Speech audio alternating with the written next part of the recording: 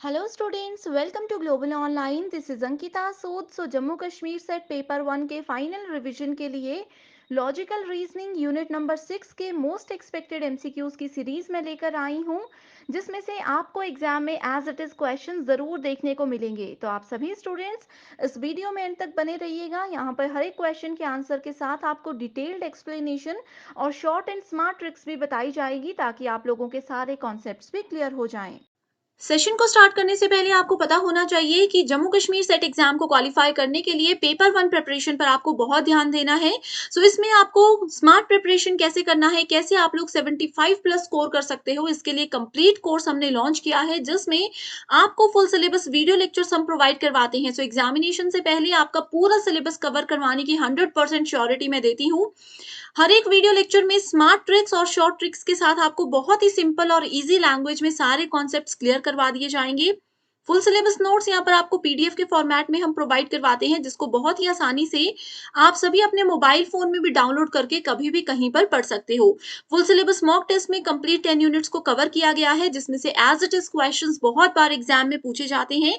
And इस mock test से आपको एक क्लियर आइडिया ये भी हो जाएगा कि किस लेवल के क्वेश्चंस इस पेपर में पूछे जाते हैं. इसके अलावा previous year questions with solution हम आपको देते हैं, जिससे आपको ये भी पता चल जाएगा कि काफी सारे क्वेश्चंस एग्जाम में रिपीट होते हैं, कैसे आपने करेक्ट आंसर को आइडेंटिफाई करना है और एग्जाम का क्या लेवल है. इसके अलावा 2000 प्लस एमसीक्यू क्वेश्चन बैंक, जिसमें हर एक क्वेश्चन के सॉल्यूशन के साथ आपको डिटेल में एक्सप्लेनेशन भी प्रोवाइड करवाई जाती है. एंड अगर आपके कोई कॉन्सेप्ट क्लियर नहीं है तो 2000 एमसीक्यू पीडीएफ में आपके वो कॉन्सेप्ट भी बिल्कुल क्लियर हो जाएंगे. इस चीज की भी मैं आपको श्योरिटी देती हूँ.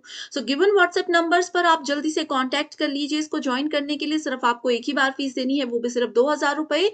जब तक आपका ये एग्जाम नहीं हो जाता तब तक आप इस कोर्स का बेनिफिट उठा सकते हो. सिर्फ एक ही बार ये फीस आपको देनी है. इसके अलावा फ्री वीडियोस चाहते हो, कोर्स की फीस पे करने से पहले एक्सेस चाहते हो, तो आप लोग ग्लोबल ऑनलाइन ऐप को डाउनलोड कर लीजिए. ऐप डाउनलोड करने के बाद स्टोर सेक्शन पे आपको सर्च बार में कोर्स का नाम लिखना है. कोर्स का ओवरव्यू आपके सामने आ जाएगा. यहाँ पर आप इसका पूरी जानकारी ले सकते हो. कंटेंट सेक्शन पर क्लिक करोगे तो आपके सामने पेपर 1 का कंप्लीट सिलेबस है, मॉक टेस्ट है, 2000 एमसीक्यू पीडीएफ है. एंड यहाँ पर आप देख सकते हो यूनिट वाइज फोल्डर्स हैं, जिसमें आपको टेस्ट भी मिल जाएंगे, वीडियो लेक्चर्स भी मिल जाएंगे और एक पीडीएफ फाइल मिल जाएगी, जिसमें कंप्लीट आपको यहाँ पर नोट्स हम प्रोवाइड करवाते हैं इंग्लिश एंड हिंदी दोनों ही लैंग्वेजेस में. जैसे अगर हम रिसर्च की बात करें, आप देख सकते हो थियरी लेक्चर्स अवेलेबल है, एमसीक्यूज लेक्चर्स अवेलेबल है, नोट्स और टेस्ट सीरीज यहाँ पर हम आपको एग्जाम के लेवल के हिसाब से प्रोवाइड करवाते हैं. आज ही गिवन व्हाट्सएप नंबर्स पर जल्दी से कांटेक्ट कीजिए एंड इस कोर्स का बेनिफिट उठाइए. पहला क्वेश्चन है, a deductive argument is invalid if. किसी भी डिडक्टिव आर्ग्यूमेंट को इनवैलिड कब माना जाता है. सबसे पहले डिडक्टिव आर्ग्यूमेंट में मैंने आपको बताया है कि हम लोग टॉप से बॉटम की ओर मूव करते हैं, यानी कि ऊपर हमारे पास दो स्टेटमेंट्स होती हैं, जिसके कॉम्बिनेशन को प्रीमाइसेस बोला जाता है. इन दोनों स्टेटमेंट्स को ट्रू करने के बाद, ट्रू साबित करने के बाद हम क्या करते हैं, हम कंक्लूजन की ओर मूव करते हैं. एंड क्योंकि ये दोनों स्टेटमेंट्स अगर हमने ट्रू साबित कर दी है, तो डेफिनेटली सी बात है कि यहाँ पर कंक्लूजन भी इसका ट्रू ही होगा. तो इस तरह से क्या होता है, एक डिडक्टिव आर्ग्यूमेंट को वैलिड माना जाता है, राइट. लेकिन यहाँ पर इनवैलिड की बात की गई है. इस अकॉर्डिंग डायरेक्टली आप देख सकते हो ऑप्शन नंबर 2 में बोला गया है कि प्रीमाइसेस ट्रू है, लेकिन उसके कंक्लूजन को हमने फॉल्स कर दिया, तो ये क्या हो गया, ये अमान्य हो गया एक आर्ग्यूमेंट. करेक्ट आंसर है ऑप्शन नंबर 2. इस तरह से आप लोगों ने याद रखना है. देखो कैसे सिंपल से स्टोरी बना करके हम डायरेक्टली आंसर पर पहुंच गए. Next question is, which of the following is not a sense organ according to classical Indian school of logic. बहुत इंपॉर्टेंट टॉपिक है, बहुत ही ज्यादा एग्जाम में पूछा जाता है कि classical Indian school of logic के हिसाब से सेंस ऑर्गन कौन से हैं, उसके न्याय फिलोसफी के अंदर कौन कौन से स्कूल्स आते हैं. सेंस ऑर्गन्स की बात करते हैं तो हमारे पास बेसिकली 5 सेंस ऑर्गन्स होते हैं, जिसमें कि पहला आता है सेंस ऑफ साइट. साइट यानी कि देखने का जो सेंस है, जिसको कि चक्षु के नाम से जाना जाता है. यहाँ पर मिसप्रिंट हो चुका है, इसको आप लोग चक्षु, जिसको कि नेत्र बोलते हैं, जहां से हम देखते हैं, आंखें. ठीक है. पहला है सेंस ऑफ साइट. दूसरा आ जाता है सेंस ऑफ स्मेल, जिससे कि हम सूंघ करके किसी चीज को पता लगा सकते हैं. तीसरा आ जाता है हमारे पास सेंस ऑफ साउंड. इसको श्रोता बोला जाता है, सुनने की पावर जो होती है किसी पर्सन में. नेक्स्ट आ जाता है सेंस ऑफ टच, जिसको कि त्वाक के नाम से जाना जाता है। Next we have sense of taste, जिसको कि रसना बोला जाता है। तो ये 5 सेंसेस है जो कि बहुत इंपॉर्टेंट है क्लासिकल इंडियन स्कूल के अंदर। अब यहाँ पर मानस यानी कि मन की बात, तो ये भी इसके अंदर आता है। सो करेक्ट आंसर कौन सा होगा? इसमें पूछा गया है नॉट इंक्लूडेड। तो करेक्ट आंसर है ऑप्शन नंबर 2, दैट इज सविकल्पक। अब स्टूडेंट्स आपको बता देती हूँ कि सविकल्पक क्या होता है। सो सविकल्पक का मतलब होता है प्रत्यक्ष। प्रत्यक्ष आपको पता है परसेप्शन, जो चीज हमारे सामने होती है, कोई चीज हमने अपनी आंखों से देख ली, तो उस चीज के लिए हमें किसी सबूत की जरूरत नहीं पड़ती, दैट इज कॉल्ड प्रत्यक्ष। ठीक है, सो प्रत्यक्ष के जो 2 टाइप्स होते हैं उसी में से एक टाइप का नाम है सविकल्पक, राइट। एंड मानस की अगर बात करें तो मानस एक संस्कृत टर्म है जिसको कि नॉर्मल हम थॉट बोल सकते हैं। ओके, सो ये 2 टर्म्स आप लोगों के लिए आई होप नई थी, जो कि आप लोग अभी समझ चुके हो। 2 क्वेश्चंस में कोई डाउट है तो हमें जल्दी से कमेंट कर दीजिए। एंड अगर सेशन पसंद आ रहा है तो भी मुझे कमेंट करके बता दीजिए, ताकि इस सीरीज को मैं कंटिन्यू रख सकूं। Next question is a cluster of propositions with a structure that exhibits some inference is called as what? So propositions यानी कि एक संरचना के साथ प्रस्तावों का जो समूह होता है, जो कुछ अनुमान प्रदर्शित करने के लिए बनाया जाता है, उस चीज को बोला जाता है आर्ग्यूमेंट। करेक्ट, बेसिक सी चीज है, उसको बोला जाता है आर्ग्यूमेंट। तो सबसे पहले आपको प्रोपोजिशन बता देती हूँ कि क्या होता है। प्रोपोजिशन एक डिक्लेरेटिव स्टेटमेंट होती है।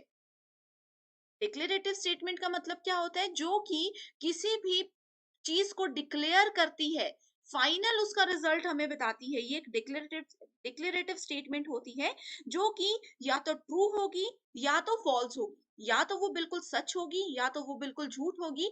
बीच के केस में इस स्टेटमेंट में हमें नहीं कभी भी फंसाया जाता, तो उसमें आता है हमेशा argument.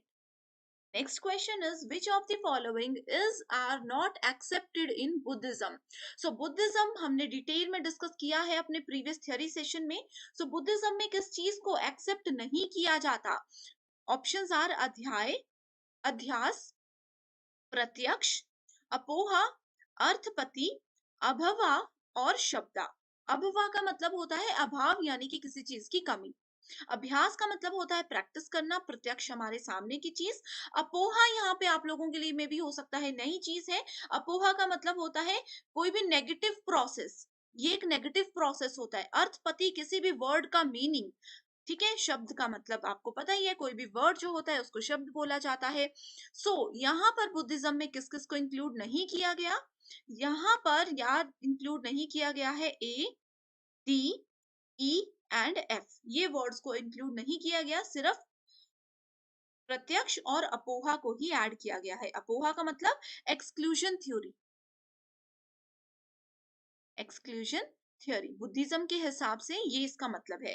It is a negative process of exclusion, किसी भी तरह के एक्सक्लूजन का नेगेटिव प्रोसेस की अगर बात कर रहे हैं, दैट मीन्स हम अपोहा की बात कर रहे हैं। एंड अगर प्रत्यक्ष की बात करें, प्रत्यक्ष का मतलब आपको पता है परसेप्शन होता है, जो कि किसी का इंटरनल भी हो सकता है एंड एक्सटर्नल परसेप्शन भी हो सकता है। एंड बुद्धिस्ट फिलोसफी के अंदर इन दोनों चीजों को बहुत ज्यादा अहमियत दी जाती है। Next question is which of the following are accepted in Buddhism? अब देखो स्टूडेंट्स, प्रीवियस क्वेश्चन में था नॉट एक्सेप्टेड इन बुद्धिज्म, ये क्वेश्चन 2019 में पूछा गया था, और 2020 में क्वेश्चन पूछा गया है कि कौन से बुद्धिज्म में एक्सेप्ट होती हैं चीजें। तो कौन कौन सी चीजें इसमें एक्सेप्ट होती हैं? करेक्ट आंसर क्या होगा हमारे पास? अपोहा एंड प्रत्यक्ष, यानी कि बी एंड ई। तो इसीलिए मैं कह रही हूँ कि जो भी मैं चीजें आपको बता रही हूँ, इनको आप लोग नोट कर लीजिए, वही क्वेश्चंस एग्जाम में आते हैं। इंडियन लॉजिक और जो आपकी लॉजिकल रीजनिंग यूनिट नंबर 6 है, इसमें आप लोग सिर्फ प्रीवियस ईयर क्वेश्चंस भी अगर कर लोगे ना, तो आप सब चीजें समझ जाओगे कि कैसे क्वेश्चंस को ही घुमा करके हर साल पूछा जाता है। Correct. Next question is which of the following schools has not accepted Anumana inference as a valid source of knowledge? So Anumana में valid source of knowledge किसको नहीं माना गया? बहुत से स्टूडेंट्स हमें बोलते हैं कि हमारे कॉन्सेप्ट्स क्लियर है, लेकिन आंसर पता नहीं गलत क्यों हो जाता है। ये जो छोटे छोटे से वर्ड्स हैं, जैसे यहाँ पे नॉट एक्सेप्टेड बोला है, तो आपने इस पर ध्यान देना है। सो इसके अकॉर्डिंग करेक्ट आंसर क्या आ जाएगा? करेक्ट आंसर आ जाएगा चारवाक। ठीक है, सो चार्वाक क्या है? It has not accepted anumana as a valid source of knowledge. Charvaka was philosophical school of thought जिसको कि 600 बीसीई में इंडिया के द्वारा डेवलप किया गया था। Next question is which of the following pramanas are accepted by Vaisheshika philosophy. So Vaisheshika philosophy के अंदर कौन कौन से प्रमाण आते हैं, किसको इंक्लूड किया गया है या नहीं किया गया, उसकी भी एक लिस्ट बना दीजिए। डायरेक्ट यहाँ पर आंसर बताती हूँ, A and B, that is Vaisheshika के अंदर प्रत्यक्ष और अनुमना को एक्सेप्ट किया गया है, बाकी चीजों को नहीं किया गया। विशेषिका फिलॉसफी क्या होती है, विशेषिका दर्शन क्या होता है, ये इंडियन फिलॉसफी के जो मैंने आपको बताया कि 6 स्कूल्स हैं, उन स्कूल्स में से एक बहुत इंपॉर्टेंट स्कूल का नाम है विशेषिका फिलॉसफी। ठीक है, कन्नड़ कश्यप जो थे वो इस स्कूल के फाउंडर थे। एंड विशेषिका वर्ड जो है वो विशेष यानी कि पर्टिकुलर वर्ड जो आपने सुना है उससे लेकर के बना हुआ है। ओके, इसमें फिजिक्स, मेटाफिजिक्स, इस तरह के 6 कैटेगरीज में इसको डिवाइड किया गया था। एंड इसके अंदर अगर हम बात करें, द्रव्य, गुना, कर्मा, सामान्य, विशेषा एंड समव्या, इन सब चीजों को ऐड किया जाता था। रियलिटी, गॉड, सोल जो भी होती है ना, आत्माएं, भगवान, इन सब चीजों से रिलेटेड भी यहाँ पर डिस्कशन होती थी। Next question is the sequential order of syllogism of न्याय फिलोसफी। तो न्याय फिलोसफी के अंदर एक सीक्वेंस होता है, उसको आपने यहाँ पर अरेंज करना है। तो सबसे पहले आ जाएगा हमारे पास, क्या आ जाएगा, प्रतिज्ञा आ जाएगा। ठीक है, प्रतिज्ञा आ जाता है। Then we have hetu, then we have udaharana यानी कि example, then we have upanaya, then we have nigamana. So ये एक फॉर्म है जो कि आप लोगों के लिए बहुत इंपॉर्टेंट है, आपने याद रखना है। न्याय फिलोसफी क्या है, न्याय फिलोसफी भी इंडियन फिलोसफी के 6 स्कूल्स में से एक स्कूल है। एंड गौतम जो है वो मेन प्रोपोनेंट है इस फिलोसफी के, ये आपने याद रख लेना है। Okay, next question is according to classical Indian school of logic, न्याय which of the following conditions must be fulfilled by a true middle term हेतु। सो इसके डायरेक्टली आंसर पर ही जाते हैं। बेसिक सा क्वेश्चन है, A B C D only, यानी कि जितनी भी टर्म्स है वो इससे रिलेटेड बिल्कुल बिल्कुल सही बताई गई है। Okay, which given below are two statement, statement 1 and 2।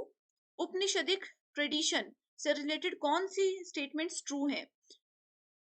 Paravidya means knowledge that transcends human experience and Apar Vidya means knowledge based on the human experience। दो क्वेश्चंस दिए हैं, दो स्टेटमेंट्स दी हैं। सबसे पहले बता देती हूँ कि उपनिषद क्या होता है। उपनिषद एक फिलोसफिकल रिलीजियस टेक्स्ट है जो कि हिंदुइज्म के अंदर आता है, हिंदू धर्म के अंदर आता है।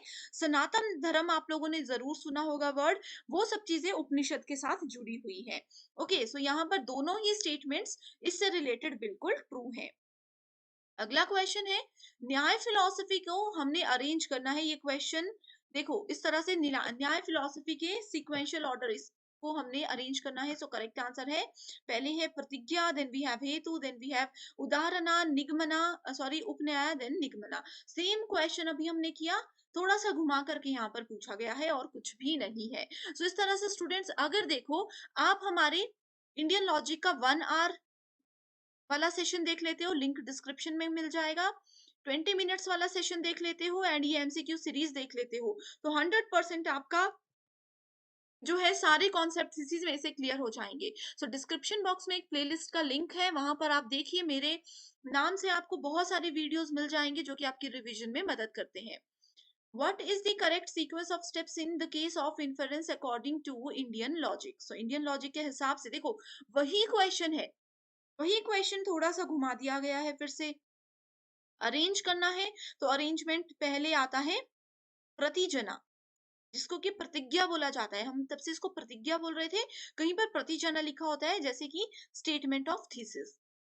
ओके, दूसरा आ जाता है फिर हेतु यानी कि स्टेटमेंट ऑफ रीजन। ये इनकी इंग्लिश डेफिनेशन है, ये इनके संस्कृत एंड हिंदी वर्ड्स हैं, आपको सब कुछ नोट कर लेना है क्योंकि वही क्वेश्चंस आते हैं। नेक्स्ट आ जाता है udaharana, giving an example over here. And next आ जाता है upanaya, statement of similarities. Then we have nigamana, affirmation of thesis as proved. So ये आ गया निगमना, राइट। सो इस तरह से आपने इसको अरेंज कर दिया, जो प्रीवियस क्वेश्चन था वही क्वेश्चन ये है, बस इंग्लिश में कुछ स्टेटमेंट्स ऐड कर दी गई है। अब देखो ये भी सेम ही क्वेश्चन है, यहाँ पर तो आप लोगों को ब्रैकेट में हेतु, प्रतिजना ये सब लिखा था, लेकिन इस क्वेश्चन में नहीं लिखा है। तो आपको ये क्वेश्चंस को, ये स्टेटमेंट्स को देख करके समझना है कि कौन सी स्टेटमेंट क्या है। द हिल हैज फायर, पहाड़ से धुआं निकल रहा है, ये क्या हो सकता है? ये प्रतिजना के अंदर आता है। बिकॉज इट हैज स्मोक, इसको आप इस तरह से लिख सकते हो, प्रतिजना। बिकॉज इट हैज स्मोक, ये क्या आ गया? ये आ गया हेतु की कैटेगरी में। When whatever has smoke has fire, for example oven, ये क्या दे दिया? एग्जाम्पल, यानी कि ये क्या दे दिया? उदाहरण। ठीक है। This hill has smoke which is invariably associated with fire, यानी कि इस पहाड़ में से धुआं निकल रहा है जो कि आग से जुड़ा हुआ नहीं है। ये क्या आ गया? ये उपन्याय आ गया। Therefore this hill has fire, ये क्या आ गया? इसका निगमना आ गया। इस तरह से हमने देखो हर एक स्टेटमेंट को इस क्वेश्चन के साथ रिलेट करके देख लिया। अब इसमें पूछा है कि इसका अरेंज कर दीजिए सीक्वेंस। सो करेक्ट आंसर आ जाएगा डी एंड ई की कौन सा यहाँ पर अरेंज होगा। Correct. Next is assertion reason based question. If there is contestation between Shruti and Smriti, Shruti prevails over Smriti. Shruti क्या होता है? सुनना। स्मृति होता है याद रखना। Shruti represents philosophical aspect of Veda and Upanishada, while Smriti is an application of philosophical ideas. तो यहाँ पर करेक्ट आंसर है ऑप्शन नंबर 1। जैसे कि दो चीजें मैंने बता दी। श्रुति मतलब सुनना, जैसे कि हम लोगों ने भगवान के बारे में सुना है, अल्लाह के बारे में सुना है, लेकिन कोई बोलते हैं कि हमने देखा नहीं है, तो ये श्रुति के अंदर आ जाएगा। स्मृति होता है कि क्या चीजें हमने याद रखी। अब वेद उपनिषद में जो भी हमने चीजें लोगों से सुनी है वो हमने याद रख ली, that is called shruti, that is called smriti. Okay, so ये आ गया correct answer. Next is Nyaya philosophy की स्टेटमेंट्स दी है एंड उसका एग्जांपल दिया है। आकांक्षा, योग्यता, सनिधि एंड तात्पर्य। तात्पर्य, तात्पर्य किसी का मीनिंग जो होता है। एंड यहाँ पर बहुत ही इजी क्वेश्चन है, डायरेक्ट मैं आंसर पर जाती हूँ। आकांक्षा का मतलब होता है it is a mutual implication और एक्सपेक्टेशन। योग्यता यानी कि किसी पर्सन की capability is the condition of consistency. सनिधि, सनिधि का मतलब होता है the close proximity of the words to one another. And तात्पर्य, तात्पर्य का मतलब होता है किसी चीज का meaning. Validity of a sentence, जैसे मैंने कुछ बोल दिया फिर उसके बाद मैं आपको सिंपल लैंग्वेज में समझा रही हूँ, तो आप मैं उसको बोल सकती हूँ कि मेरे कहने का तात्पर्य ये था, कि मेरा कहने का मतलब ये था। वो चीजें यहाँ पर दी गई है। Okay, next question is which of the following schools of classical Indian philosophy reduce शब्द प्रमाण verbal authority to inference. So यहाँ पर देखो आंसर में दिया गया है Vaisheshika, then we have Buddhist and Mimamsa. Vaisheshika क्या होता है? ये 6 स्कूल्स में से एक है जिस जो कि बेसिकली वैदिक सिस्टम पर फोकस करता है, एंशियंट इंडिया के ऊपर इस पर ध्यान दिया जाता था।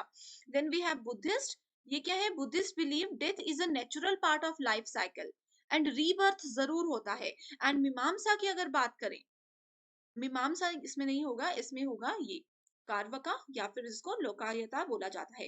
कार्वता का मतलब होता है refuted verbal testimony as a valid source of knowledge because it is based on statement of some reliable scripture.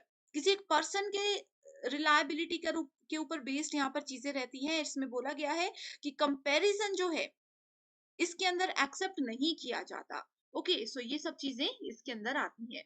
Next is It is truism to say that no one was there when life first appeared on earth. इसमें बोला जाता है, सत्य है कि जब जीवन अर्थ पर देखा गया तो कोई भी यहाँ पर नहीं था। Any assertion about life's origin thus should be treated as a theory, and इसको थ्योरी के रूप में ही माना जाता है क्योंकि इसका कोई सबूत नहीं है, किसी ने कोई फाइनलाइज अभी तक नहीं किया है। सो ये क्या है? ये है एक आर्ग्यूमेंट। आर्ग्यूमेंट क्या होता है? एक स्टेटमेंट होती है या ग्रुप ऑफ स्टेटमेंट्स होती है, मल्टीपल स्टेटमेंट्स होती हैं जिसको प्रीमाइसेस बोला जाता है। एंड उन प्रीमाइसेस को ट्रू और फॉल्स साबित करने के बाद एक फाइनल कंक्लूजन निकाला जाता है जिसको ट्रू या फॉल्स सिर्फ एक ही चीज पे, एक ही पैरामीटर पर मापा जाता है। Next question is a deductive argument is invalid if.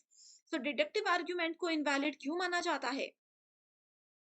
क्योंकि अभी हमने डिस्कस किया इसके प्रीमाइसेस ट्रू है लेकिन कंक्लूजन फॉल्स है। रिपीटेड क्वेश्चन है। Given below are some characteristics of reasoning, and आपको बताना है कौन से डिडक्टिव रीजनिंग नहीं है। अब देखो डिडक्टिव रीजनिंग मैंने बता दी, डायरेक्ट मैं आपको यहाँ पर बताती हूँ कौन सा नहीं है। Conclusion must be based on observation and experience. Conclusion कभी भी ऑब्जर्वेशन और एक्सपीरियंस पर बेस्ड नहीं होता। कंक्लूजन हमेशा प्रीमाइसेस या फिर उसके आर्ग्यूमेंट की वैलिडिटी, इनवैलिडिटी या उसके ट्रू और फॉल्स होने पर ही बेस्ड होता है। Next is men and women may have different reproductive strategies, but neither can be considered inferior or superior to the other. Any more than a bird's wings can be considered as superior or inferior to a fish fin. What type of argument is it? तो ये क्या है? ये एक analogical argument है। Analogical argument हमें बोलता है कि यूनिफॉर्म होती हैं चीजें, सिमिलैरिटीज। एनालॉजी का मतलब ही आप लोगों ने सिमिलर, एक जैसा, उससे याद रख लेना है, ठीक है। जहां पर भी बोला जाता है कि दो चीजें यूनिफॉर्म होती है, सिमिलर होती हैं, वहां पर हमेशा एनालॉजिकल यूज होगा। Select the code which is not correct in the context of deductive argument with two premises। देखो, deductive argument, premises, valid, invalid, ये बेसिक चीजें अगर आपकी क्लियर हैं तो आप आंसर दे सकते हो इसका। दैट इज ऑप्शन नंबर, यहाँ पर आ जाएगा option number 2। An argument with two true premises and false conclusion में बी वैलिड, ये इसका नॉट करेक्ट स्टेटमेंट पूछी गई है। ओके, सो ऑप्शन नंबर 3 नहीं है करेक्ट, ऑप्शन नंबर 2 करेक्ट है। Next question is based on Venn diagram. Statement based question है, बहुत कम चांसेस होते हैं, लेकिन आपके नॉलेज के लिए आपको पता होना चाहिए।